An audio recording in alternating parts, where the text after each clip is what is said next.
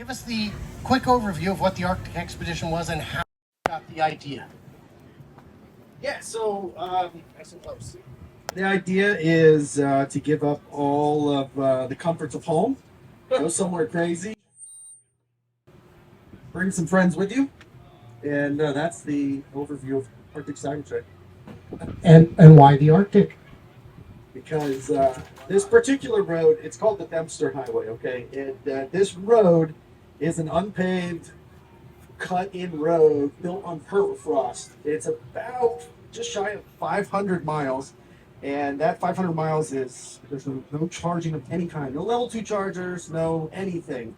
Built on permafrost, and because of the longer seasons that we have, it's constantly being washed away, and all year round there are crews up there. And if you've ever seen the show Ice Road Truckers, the river that you cross twice is actually part of the route that they use in this area during the winter to chug along. So I'm going to give this one to you, Raphael. When did you make the decision to do this trek? Okay, so back in June in Michigan, actually in June when we left home, which is south of here, we had no idea we were going to go to the Arctic. And we bumped into Justin one more time in Michigan while we're at the Michigan Tesla Owners Summer event. And he started asking me that he was going to the Arctic if I wanted to go with, and I said yes before he finished the sentence. The reason for that is because anyone that's into travel adventures at some point has thought of going to the Arctic. This is not like we didn't make this up. Like this is one of those challenges that people want to do, and I've been thinking about doing it for years. And we're already on the road, and when Justin asked if we wanted to go with him, he said, of course, we will go. And then our truck was not ready for that, but we can dig into the details of that later. That's the why and how. Now the question is, what did you have to do to get your trucks ready to go? There was a lot involved. First and foremost, just thinking about doing it is, $10,000 just for thinking. Another $10,000 for, calling. It's just so expensive, and that's why you see all these stickers on our trucks. These are companies that believed in what we were doing and really helped us to outfit these trucks to be ready for this. Now, full transparency, the trucks mechanically, except for the tires and wheels, are 100% factory, and everything else is eye candy of some sort, or provide some additional value for, if you break down and need to replace a tire. And fortunately, we had not one single mechanical issue getting there. Yeah, if you own a Cybertruck, I think there's a couple of owners here. You can actually do this trip on your Cybertruck the way it came out of the factory. However, there's planning, there's things that you need to plan for that are not part of how capable the truck is. And that's where the adventure comes in, basically. So that's where we get to the Johnny Appleseed portion of the adventure. The charging infrastructure. Superchargers only go up how far? So the last supercharger is in Prince George in Canada. It is 1,700 miles south of the start line. Oh, no. So from Prince George to the last DC fast charger, that's 1,700 miles. They're all 50 kilowatt, one stall chargers. The Flow Network, or BC Hydro, basically Canada's version of their DC fast charger public network. That'll get you to Dawson City, and from Dawson City up, there's nothing, not one thing. Okay, so you brought some chargers with you. Tell me about that. We were able to get our hands on 6 Tesla wall connectors thanks to our sponsors. We were able to basically leave those so that others that come after us can do the trip with less challenges. It doesn't mean that it's going to be completely challenge free, because the Dempster Highway is like, what's the best way to put it? It's a hard highway. It's a dirt road. I feel like we caught it at its best, but also the thing is that we did see people going on other vehicles that were shaking them to no end, and I personally think that the best thing on the Cybertruck for that particular trip was the suspension. And we told this to the Tesla team that built it because we stopped on our way back at the Tesla headquarters, and they were asking, and we literally told them this, and they were so happy because it did its job and it did it very, very well. Yeah, and so they went. You went up. You located the cities where there was charging deserts. You made phone calls. How'd that work? So the first stop is Eagle Plains. This is 255 miles from Dawson City. And to get there, your first 25 miles is on a paved road, which is great. And then you get the sign, you slap your sticker on, and now you're on your own. Sticker? Yeah, sticker. You slap your sticker on the sign. It looks just like this. And ours truly right here was our good luck charm for all the stickers, which was great. But anyways, when you get there, the first stop at Eagle Plains, there are 12 people that live there. 12. And all 12 live in the same place. It's a motel, shop, restaurant, bar, and everything all in one, including a bar, if we didn't say that. But this place is like, you can just truly feel how remote you are when you're out there. And, they don't have, power lines running that 255 miles. Everybody generates their own electricity. This highway, the Dempster highway, is the most, like, it takes you the farthest you can go on a North American highway up to the Arctic Ocean. Yes, it does. And it doesn't matter what you're driving. If you're driving a diesel truck, a motorcycle, a gasoline car, anything, hydrogen doesn't count because you won't make it. But if you're driving anything on wheels, you have to stop at this place because there's nothing before that for 257 miles. And there's the next stop after that is like 200 and something also. So people have to stop there for breaks. Not everyone can drive 32 hours straight like us. So people have to rest, refuel, eat. And it's a mandatory stop basically. It's a mandatory stop. So Nancy, we haven't heard from you yet. What's something that surprised you most about this trip? What surprised me the Yeah. most? Surprised, it was just the views, I can say.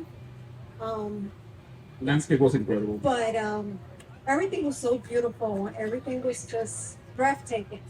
Yes. Well, you saw the Northern Lights. The Northern Lights stole my heart, Yeah.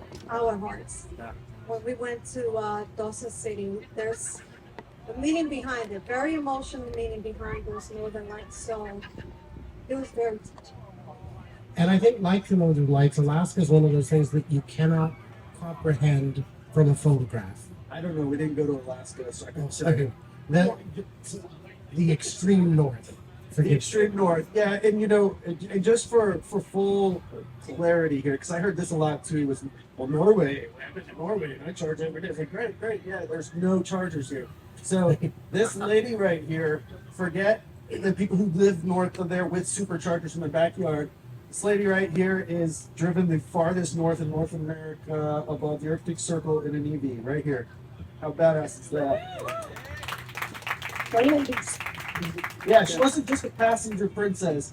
No. This lady, she's a badass, and she was out there kicking it like the rest of us in ways that only. When we made it to the border between the Yukon and the Northwest Territories, the night before had snowed. Actually, 2 nights before it snowed. The previous night it was drizzle, so it was pure ice. And she took us out of there, driving the Cybertruck from the border of the Northwest Territories into the next stop, and killed it. I don't know. I couldn't tell exactly what was said, but it looked something like Raphael going, "Hey, would you like to?" And she was already in the driver's seat, like gone. I'm ready, let's go. Yeah. So how did you find the places where you could leave chargers behind? Yeah, so we have another member of the team who's not here. He is a Canadian, Gary. He's part of the community. We kind of asked he take over all the communications with these businesses. We had identified a number of places along the way, but you had to be targeted in your approach. You needed a place that already had some sort of infrastructure in place. So what kind of a place is going to have outlets for a welder, as an example. Probably an automotive shop. Okay, where are those? So we targeted those places, set up a lot of things in advance, and talked to them for a couple of months, and they, prepared for everything, hoping everything was going the way we thought it was. Yeah, but and this is big, you know, um, a lot of people tell, the people that live in that area that they are going in preparation, right? And a lot of people don't even try it. Like they say they want to go, they don't make it. So the locals are used to people saying, "Oh, we're gonna go there, so we're gonna see you in a week or two or whatever." And at this point, they were not really just, they knew where we're going, but they were not like holding their breath, as they say, for us. And then when we got there, it's like, oh, so you're here. I know nothing because we're talking to someone that was not the person that we spoke to. So, And the guy we spoke to is asleep, so we'll have to Yeah. wait till the morning. Meanwhile, Ralph over here's at 3%. yeah, I mean, I have driven for, how long? 9 hours. 9 hours on a single charge on the Cybertruck. Did you hear that? Yeah. It doesn't make any sense, right? No. We drove 9 hours from one point to the other, and then when we arrived, my battery was at 3%. I was at 7, so I felt fine. Yeah, maybe I was having too much fun. But the point is that when we finally figured it out, they brought help. Yep. They opened up the garage slash mechanic shop slash tire place. We're climbing over cut lumber, trying to find out. Yeah, and I mean, one thing that I cannot say enough is the kindness of the people of the Northwest territory in Canada in general. Yep. I mean, it's incredible. Like I've never seen anything like it. They left their like what they were doing to help us. Yep. And I can't like. I wish they were here to give them a hug because they're incredible. You can just hug the ambassador here. No more gorilla hugs. I don't think my rib cage will.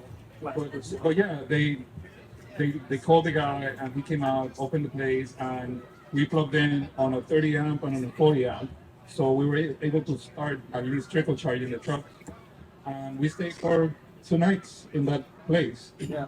So, question for you folks out here: how many of you have ever driven more than a few miles on dirt roads? So a few, not too many. Have you had a chance to drive those same dirt roads in a Cybertruck? So not very many yet. It is a different experience. What would you tell us a bit about that? It is. I mean, there's still the same concerns. This road is built out of crushed shale. So, for those that know anything about geology, we're talking like knives, razor blades on this road. And all it takes is one sticking up just a little too far to absolutely demolish a tire. And that's why all day long you see cars coming in with blown tires. So that's a real concern. But other than that, the Cybertruck itself is so good at adjusting to the road. And this course back here, if you've had a chance to ride it, that's a lot like what the Dempster is, like the texture of the Dempster. It's not 25 degrees right away. It's maybe 20 degrees over 8 miles, but that's the condition of the road essentially for 500 miles, essentially. Just to give you an idea. So if you drive back there, you can go at decent speed and not feel all thrown around in there as you felt yourself in the back of mine, right?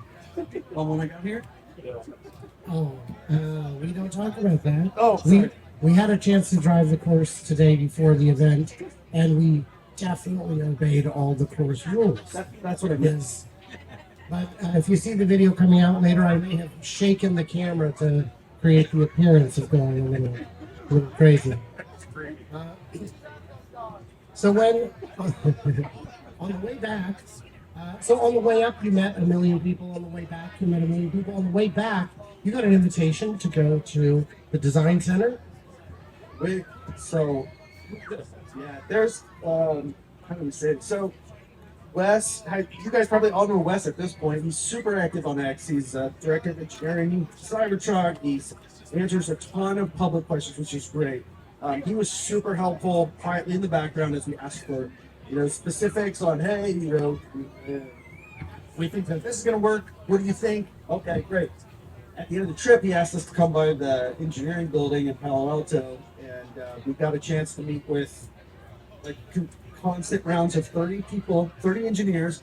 You know, like the guy who designed the latch for the tailgated Cybertruck. Like these people that have dedicated everything that they do to Cybertruck to designing and making that thing work. So we got to meet them, and that night we were getting set up close to LA, and I just happened to look at my email and it says Franz, and I'm like, that's not right. I'm reading it, and it's like, you know, hey, you know, good job, congratulations. Hey, if you guys are around, you know, you want to swing by tomorrow? Yeah, I do. And so we did. So you went to the design studio. You met the engineers who made specific parts. They made this and that, That and was day one. they got to ask you questions. Yep. What kind of questions did they have about your trucks, about your experience? So we met with two different groups of engineers. In Palo Alto, the group that was there was the production team. On Hawthorne, it was the design team, right? So we got to answer rounds and rounds of questions for both sides. Each time was a different group that was coming, and we were able to answer things like, what was our biggest challenge? What are the things that you wish the Cybertruck had? How did this work? How did that work? And also feedback about what went wrong. Yeah. Which, fortunately, our trip had no issues. We got to speak about things that we have experienced as owners in general, and bring those things up with the design and the production teams directly, and they were listening hard. Like, Oh yeah. Yeah. He's had issues with his tonneau cover previous to this trip. Next thing you know, the guy responsible for everybody underneath for tonneau is out there like manually trying to recalibrate his tonneau. the guy that designed the seat clamp that's on each rail was looking at my truck because he couldn't understand why it wasn't fixed the first time that I went to a service center. But we know that mine's an early version, you know, early release truck. Maybe it was fixed with the same part that may have had an issue. But long story short, they loved what we did with the truck. And actually, Nancy here was had a moment with Franz where he was looking. See, everyone was talking around the truck, and there was only one person behind my truck looking at it, just crossed arms. Franz was looking at it without talking to anyone, and Nancy approaches him. And why don't you tell the story? He was just like standing there looking, admiring. I take this picture, and he noticed that I took the picture. And I get next to him and I said, so what do you think? He turns around and he says, I'm ready to go off-roading. This is exactly You what he guys said. are making me go off-roading, so I need to talk to my wife. When they asked me about the truck and whatnot, I said that it was great on the Dempster highway. And I told him, I don't know what I was thinking that I told this to Franz, but I told him, most people think that this is a grocery that's how the people use it, as to go get groceries. And he goes, that's exactly how I use it. Every day. Now I want to go off-roading. So, I mean, it was incredible already. Yeah. It was Yeah. good. So we're going to go ahead and I think turn it over to questions at this time. Yes. Oh, thank you. I was just curious, what was your average speed going through Oh, those areas? 112 miles an hour. Now, the question is, what was Flat, baby. Go America? flat. What was the average speed that they managed to achieve over the course of the trip? So I'd say on the way up, about 35 miles an hour, plus or minus, but generally not more than that. And I think on the way back, closer to 40, so not much different. There were a couple times where maybe it was a little more spirited, but generally, yeah. I mean, you couldn't go any faster than if you wanted to, just because. I mean, literally, World War I craters you're driving through in some days. There were potholes the size of small cars. This road eats cars for breakfast. It truly That does. was my Yeah, curiosity. You know, talking Yeah, about how like this that. eats up cars, and what was the back? yeah, Obviously, you got to go tenderly to get yeah. through Yeah. We also had the trucks packed, as you can probably tell by looking at my truck, full of stuff. And that. How much weight do you think you guys added to that? Yeah. How much We weight? know actually because What we was the measured weight? it. Yeah. I have almost an additional 1,000 pounds on my truck right now because when I was in Canada, I stopped at a farm that had a scale, and we actually drove over it. And that was before the frame that sits on top. And I had about 600 pounds. They had been in their truck for almost 2 months before we converged. So they had really truly been living in their trucks for a while. We got another question right up here. Longest range that you got Longest range you got on that chart, The and longest for that stretch matter, was- the average. Yeah, the longest was 255 miles. That was the longest stretch. Okay, and so that's and because you were going so slow, that's why why it took all day. Let's clarify one thing because it's a little misleading the fact that it's only 257 miles, right? The truck is rated at 318. We drove 257 miles for almost 9 hours. The problem is that you're going from 1,300 feet to 4,000 to 1,300 feet again. You're doing these elevation changes throughout those 9 hours. So you use a lot of energy. You're driving at slow speeds, and technically you're not supposed to be able to drive that long, but because we slowed down, we were able to make it. So I hope that's helpful. Yeah. Additional questions for the Cybertruck Arctic Expedition team. They've got some merch on their channels on their website. What is the website where they can find stuff? ArcticCybertruck.com has links to everything. Yeah, it's on the link. The links on the trucks right now. I did want to say something before I feel like we're wrapping up. We're not. We've got a few more minutes. Yeah. But please do. Okay, so I want to see a show of hands. Anyone seriously thinking of going where we went?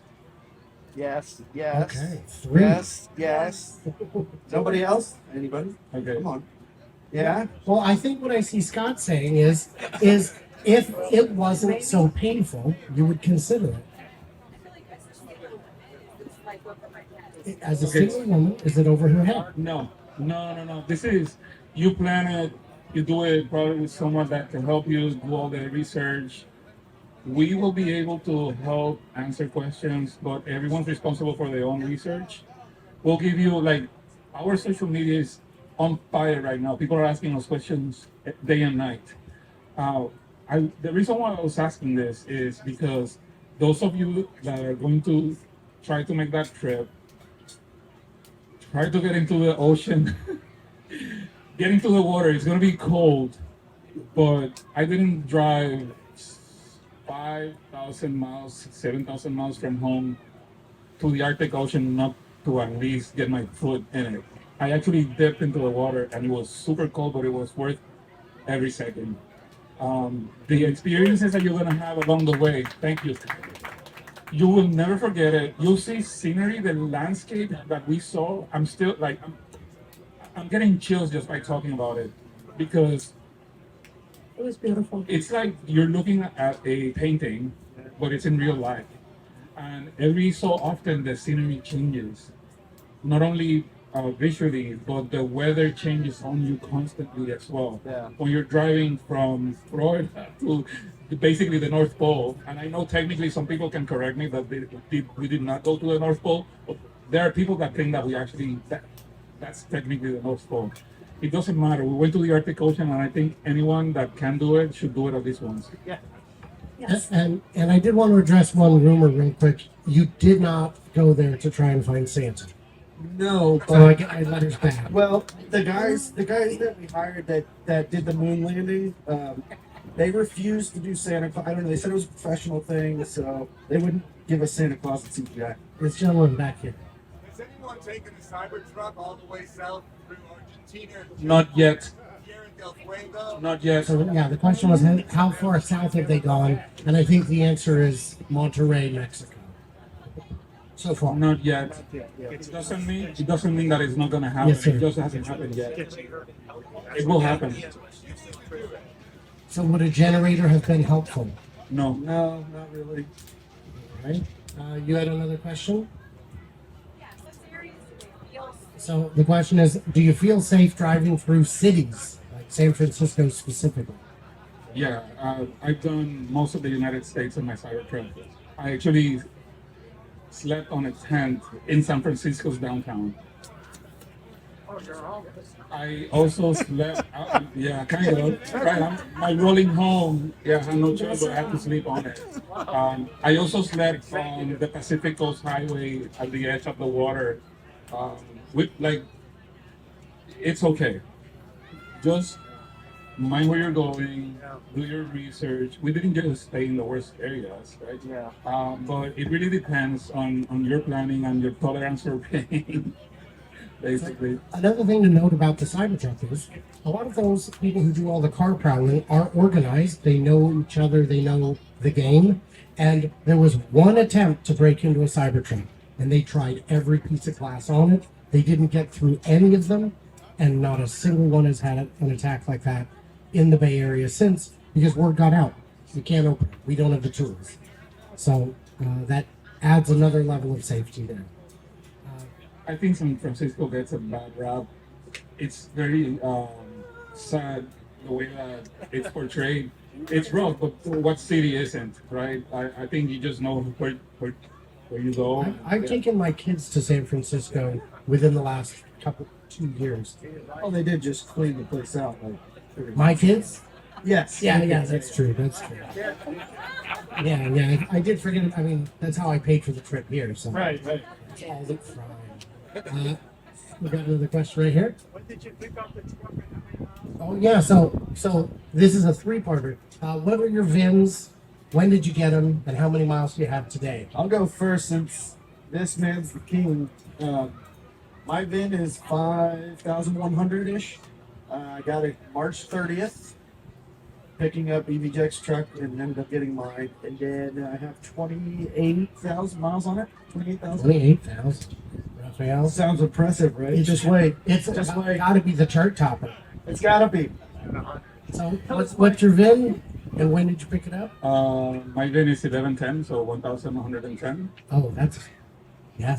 Yeah, I picked it up in March 4th. I went on a trip 3 days later, but right now it's sitting at 39,300 miles. Yeah, and that's why the engineers came to celebrate him, is because we don't have to take care of yours too. It's gonna be all on you, buddy. Wait a minute. What?